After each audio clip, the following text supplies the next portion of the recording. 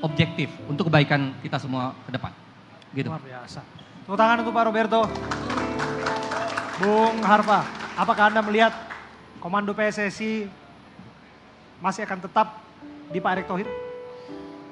Ya, pertama kalau kita juga mau jujur, dalam mungkin 2-3 tahun terakhir ya, sepak bola kita itu banyak berubah karena peran beliau. Kita harus akui, dari segi keuangan memang kelihatannya beliau sangat handal. Lalu dalam melihat peluang juga, bagaimana tim nasional kita, tadi sudah disinggung sama Bang Samsir juga, main jam 8, bahkan dari pagi juga udah datang Bang, dari Solo, dari Surabaya itu mereka udah ada yang pasar Senen, mereka muter-muter dulu. Jadi semua ada, cuman ya ada satu keputusan yang sangat luar biasa blunder yang dilakukan. Dan kalau saya mapping ini karena dapat bisikannya salah. Nah, saya nggak mau nuduh orangnya siapa nih, orang-orangnya siapa, kan nggak satu orang pasti yang bisikin banyak. Nah, sekarang dia ada di persimpangan nih, menurut saya. Kemarin kita sudah menggaungkan pecat Patrick Kluivert, bukan karena kita benci. Karena Patrick Kluivert itu juga mewarnai era sepak bola kita 90-an. Kita menghormati dia, tapi tidak sebagai profesional kita tidak menerima dia lagi gitu kan. Dan itu kan seperti bola panas waktu itu. Tapi agak lama menurut saya kalau saya jadi dia, hari Minggu siang saya udah pecat Patrick Kluivert. Karena itu bola panas, yang untungnya nggak sempat membakar federasi, sempat dibuang. Tapi kan belum ada bola lagi nih yang harus diambil. Nah ini juga udah lama.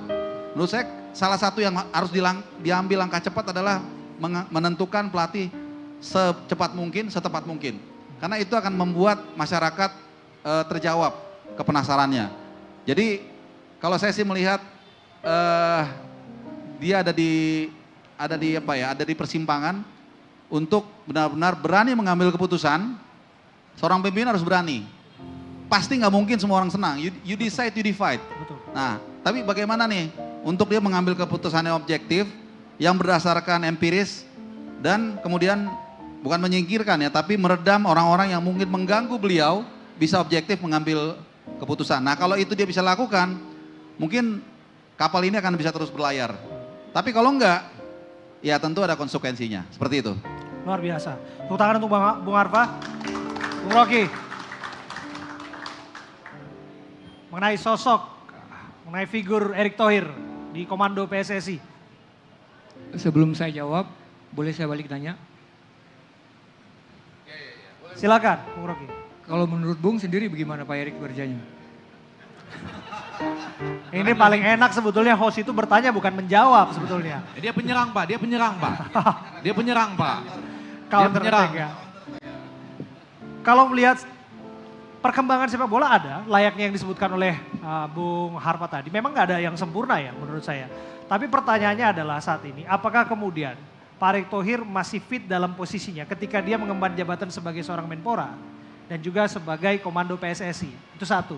Terus yang kedua, bagaimana bentuk pertanggungjawaban konkretnya terhadap kegagalan Indonesia masuk Piala Dunia 2026?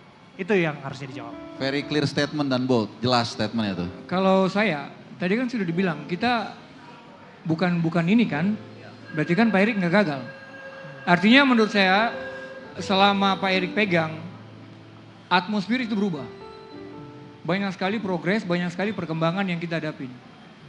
Dari semua aspek dia perhatikan, termasuk saya mantan pemain, dia perhatikan semua, mereka punya yayasan asuransi segala macam, ya itu banyak yang terjadi. Banyak mantan-mantan pemain yang sakit, yang itu langsung ditangani. Artinya itu yang selama ketua-ketua umum sebelumnya itu tidak pernah didapat. Dan dari kesejahteraan mantan pemain atau pemain-pemain sekarang itu semua bisa jelas. Artinya progres yang dikasih Pak Erick untuk federasi itu sangat luar biasa. Sebenarnya yang jadi hal yang tidak luar biasa itu orang-orang yang di sekitar Pak Erick. Orang-orang yang sudah duduk sebelum Pak Erick duduk di situ masih tetap di situ. Setuju. Apa yang mereka kerja. Gitu loh. Jadi kita Pak Erick punya komitmen dengan pelatih 5 tahun misalnya. Kenapa itu berpengaruh? Karena pada prakteknya kan komando kepemimpinan ada di beliau. Itu sangat pengaruh. Artinya sekarang kita berenam. Pada saat Bung punya keputusan, belum tentu saya setuju. Yang sana setuju. Tapi dengan upaya setengah mati saya akan bikin bagaimana Bung punya pikiran itu akan terganggu.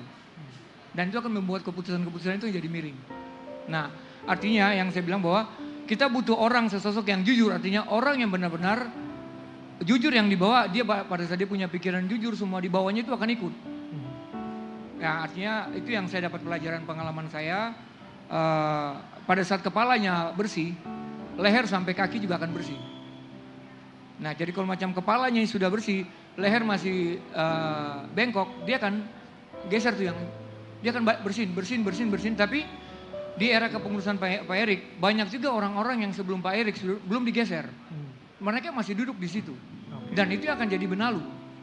Dan maksudnya saya lihat progres yang sangat luar biasa dari atmosfer yang pendukung timnas Indonesia. Ya. Sekarang saya tidak lihat lagi baju KW yang orang pakai di pinggir jalan. Semua itu baju ori. Itu sangat luar biasa, itu sangat menghargai. Terus saya tidak pernah lihat kursi kosong lagi di stadion. Nah, yang cuman saya mau pertanyakan sekarang itu, sekarang dengan berhasilnya Pak Iris bikin brand image untuk timnas naik, apa itu akan berdampak ke klub yang dimana sekarang setiap klub harus mempunyai 10 pemain asing, 7 bermain, 3 pemain lokal. Apa akan dampaknya ke sana? Kalau begitu kenapa tidak bikin aja federasi nasional, federasi internasional? Artinya kita punya talenta banyak. Saya juga lihat kemarin waktu saya ikut kongres itu dari federasi sendiri kasih dana untuk asprop. Yang saya lihat itu Pak Eri jalan sendiri, di asprop tidak jalan. Di asprop tidak ada pembinaan yang merata.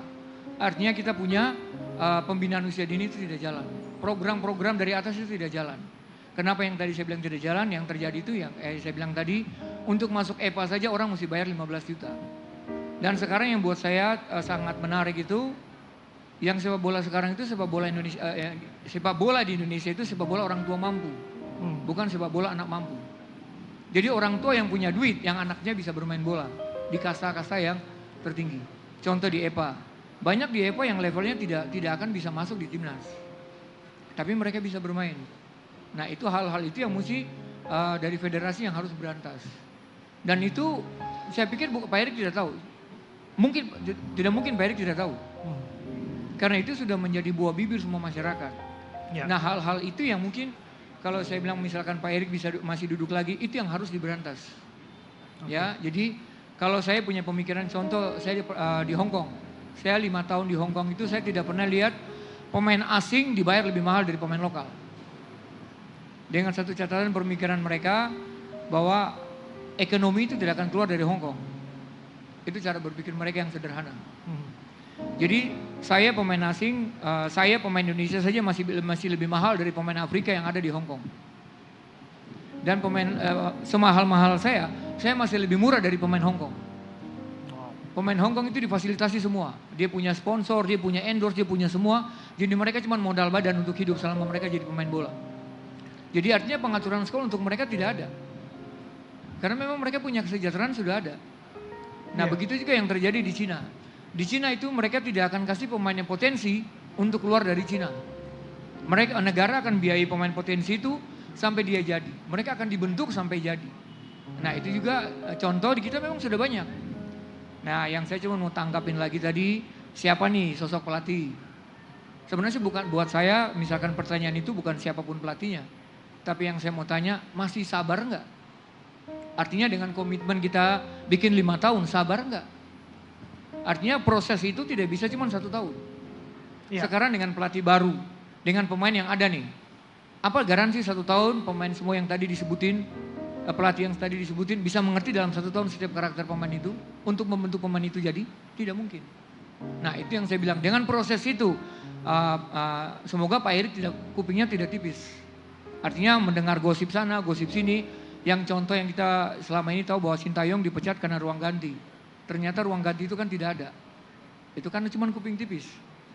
Jadi artinya dengan era baru ini pelatih siapapun pelatihnya, saya pikir Pak Erik yang harus lebih bisa mengambil sikap. Apapun masukan yang dia dapat, apapun informasi yang dia dapat, bukan cuma lihat hasil, tapi lihat target yang kita capai. Kita mau kemana? Apa yang mau kita bikin? Jadi dengan proses itu pembangunan itu tidak mungkin dari 1 tahun. Jadi butuh